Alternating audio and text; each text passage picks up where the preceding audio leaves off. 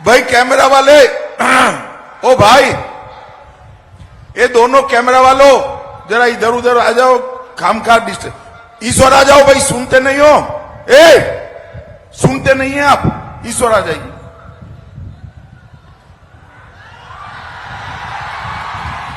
सबसे पहले मैं गुजरात से आया हूं और देश के दूसरे छोर पर सीतामढ़ी में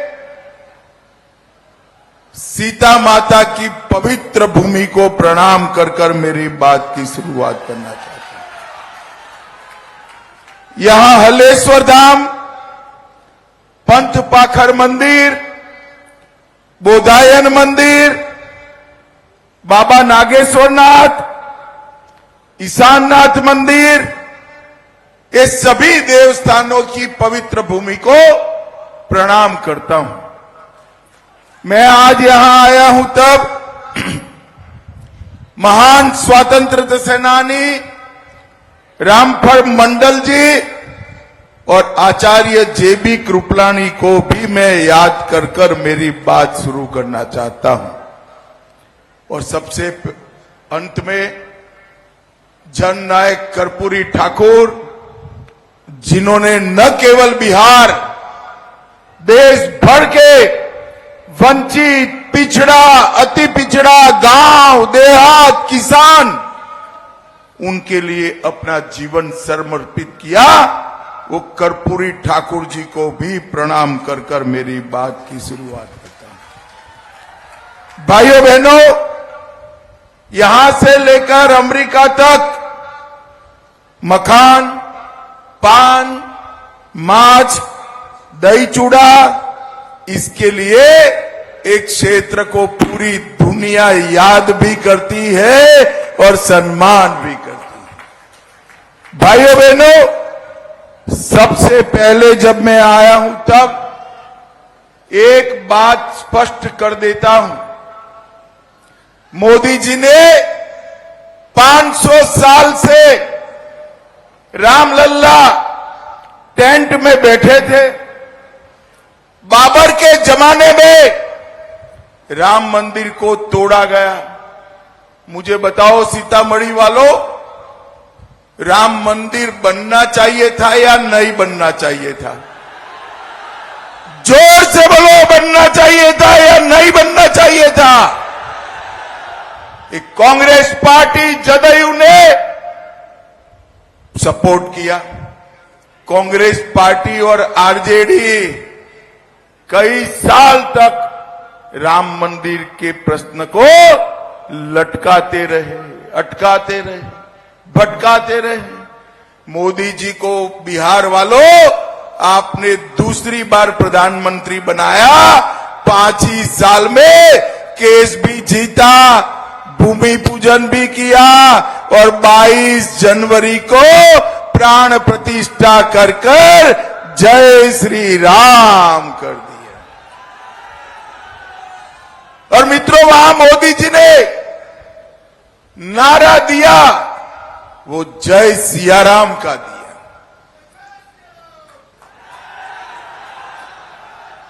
संघर्ष का नारा जय श्री राम था। मोदी जी ने आगे मां सीता को जोड़कर भक्ति और समर्पण का नारा दिया, जय सिया राम। और भाइयों बहनों, जब इसकी प्राण प्रतिष्ठा होती थी, ये लालू जी, इनके बेटे खड़गे जी, राहुल बाबा, सबको निमंत्रण दिया गया, कोई नहीं गया, कोई नहीं गया। आप सीतामढ़ी वालों पूछना जरा, क्यों नहीं गए? क्यों नहीं गए मालूम है? वो अपनी वोट बैंक से डरते हैं, वोट बैंक से डरते हैं। भाइयों बहनों, हम भारतीय जनता पार्टी वाले वो वोट बैंक से नहीं डरते हैं। मोदी जी ने अयोध्या में रामलल्ला का मंदिर बनाया, एक काम पूरा हुआ, अब काम बाकी है मां सीता की जन्मभूमि पर महान स्मारक बनाने का काम। और ये जो अपने आप को रामलला के मंदिर से दूर रखे हैं, वो नहीं बना सकते। सीता माता का भव्य, उनके त्याग, समर्पण, तपस्या और आदर्श पूरे देश की महिलाओं के रखने वाले जीवन का, इनके अनुरूप स्मारक अगर कोई बना सकता है, मंदिर कोई बना सकता है, तो नरेंद्र मोदी और भारतीय जनता पार्टी।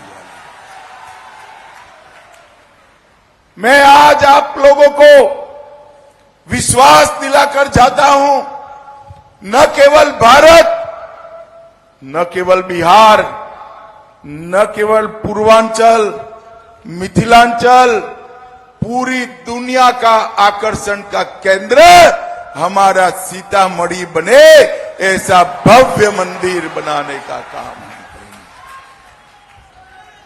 भाइयों बहनों, अभी अभी मोदी जी ने जननायक कर्पूरी ठाकुर को भारत रत्न कर्पूरी ठाकुर बनाने का काम किया है। मैं आज लालू जी को पूछना चाहता हूं, लालू जी, बिहार और केंद्र मिलकर आप 25 साल सत्ता में रहे, कभी कर्पूरी ठाकुर जी को भारत रत्न देना याद आया? आपको नहीं आएगा, क्योंकि आपका काम तो बेटा, बेटी, दूसरी बेटी, तीसरी बेटी, उसका ही हित देखना है। भाइयों बहनों, कर्पूरी ठाकुर वो व्यक्ति थे जिसने अति पिछड़ा समाज, किसान, गांव, गरीब, दलित, इस सभी के जीवन को आगे बढ़ाने का काम किया। और नरेंद्र मोदी जी आज वो ही एजेंडा को आगे बढ़ा रहे हैं। और इसलिए मोदी जी ने कर्पूरी ठाकुर को भारत रत्न कर्पूरी ठाकुर बनाकर हमेशा के लिए इतिहास में अमर करने का काम हमारे नरेंद्र मोदी। आज लालू जी सत्ता की राजनीति के लिए, अपने बेटे को मुख्यमंत्री बनाने के लिए पूरा जीवन, एक राजनीतिक पार्टी का भी जीवन होता है, पूरा जीवन जिस कांग्रेस पार्टी ने पिछड़ा और अति पिछड़ाओं का विरोध करने में डाला, वो कांग्रेस पार्टी की गोदी में लालू जी बैठ गए। भाइयों बहनों, मैं बताना चाहता हूं, पिछड़ा वर्ग और अति पिछड़ा वर्ग को आरक्षण देने का सबसे पहला रिपोर्ट अगर कभी आया तो काका साहेब कालेलकर कमीशन 1955 में आया। कांग्रेस का जमाना था, राहुल जी के दादी के पिताजी शासन करते थे, रिपोर्ट को बस्ते में डाल दिया और पिछड़ा अति पिछड़ा का आरक्षण सालों तक पिछड़ गया। फिर मंडल कमीशन बना, राहुल जी की दादी आई, उन्होंने भी मंडल कमीशन के रिपोर्ट को बस्ते में डाल दिया और पिछड़ा अति पिछड़ा को आरक्षण नहीं मिला। फिर राहुल जी के पिताजी आए, जब मंडल कमीशन की रिपोर्ट संसद में चर्चा हो रही थी,